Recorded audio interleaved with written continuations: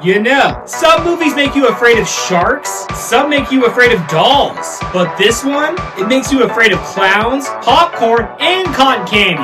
Killer Klowns from Outer Space proves that the universe didn't just give us aliens.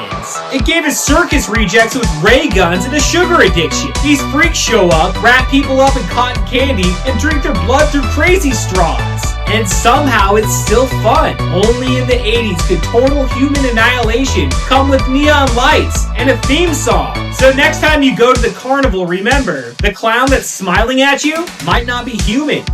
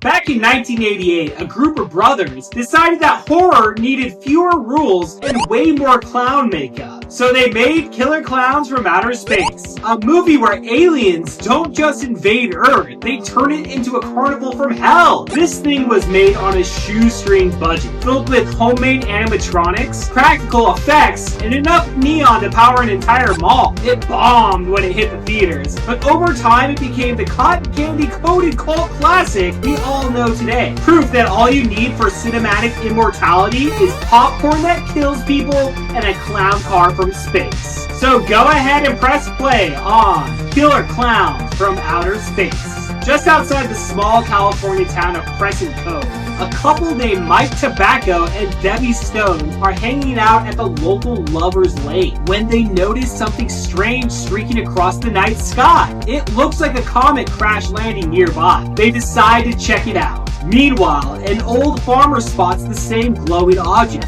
and thinks it's Halley's Comet. He heads into the woods to find where it landed, but instead of a crater, he discovers what looks like a giant circus tent. Before he can figure out what's going on, he's grabbed by a group of alien creatures that look like terrifying clowns. Or spelled K-L-O-W-N-S. Clowns! Curious, Mike and Debbie make their way to the same site and soon realize the tent is actually a spaceship. Inside, they wander through a maze of wild, colorful rooms until they stumble upon the farmer's body. Now, nothing but a skeleton inside a cocoon made of cotton candy. When one of the clowns spots them, it fires popcorn at them from a bazooka-looking gun, and the two barely escape with their lives.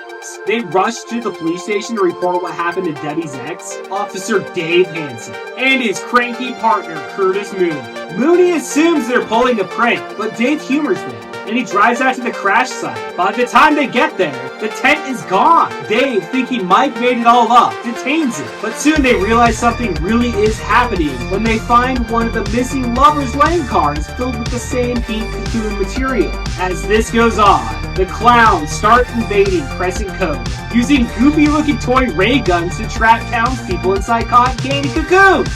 Dave and Mike later witness one clown performing the shadow puppets that come to life and swallow an entire crowd.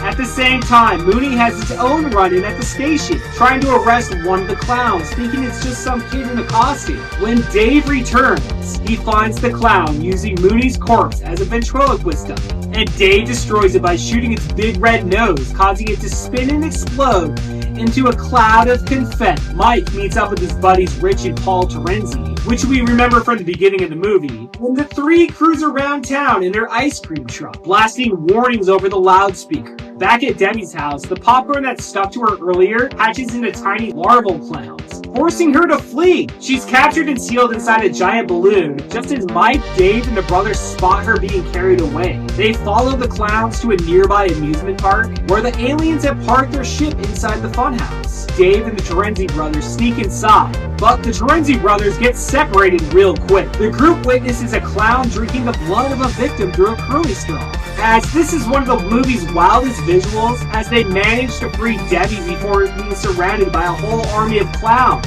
Just as things look hopeless, the Terenzi brothers crash in with the ice cream truck to distract the aliens, as apparently they found a couple hotties to make their girlfriends.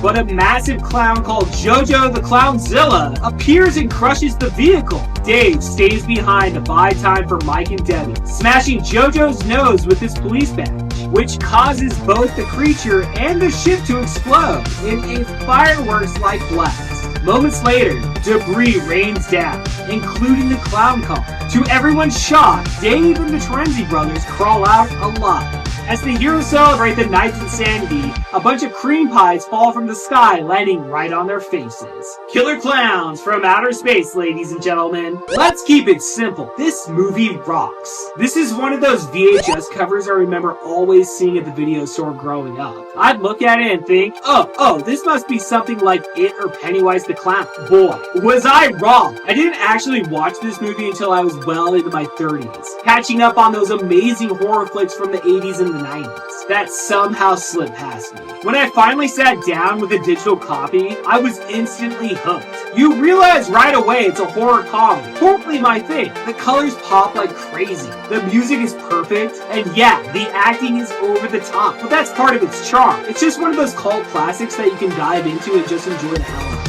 A few years ago, during our local horror fest, I had the chance to see this one on the big screen for the very first time. Seeing any movie that way is special. But Killer Klowns from Outer Space on the big screen? Unforgettable.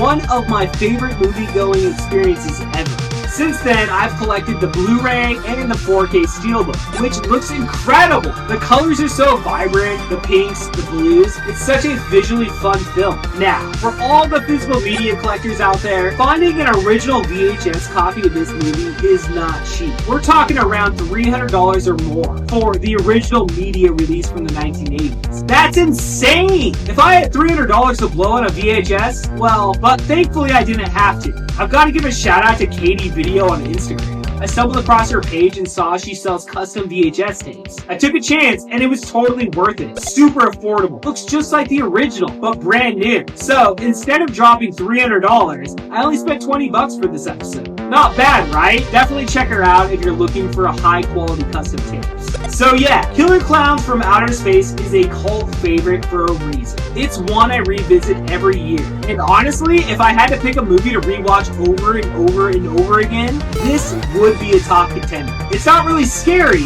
it's fun, funny, and right up my alley. Horror and comedy together, that's my sweet spot. Oh, and before I forget, I picked up the soundtrack on vinyl a couple of years ago. Waxwork Records absolutely killed it. Those guys never miss. Popcorn guns and the balloon animals, this movie's proof that the circus was never safe, even in space. And until then, I'll see you at the video store.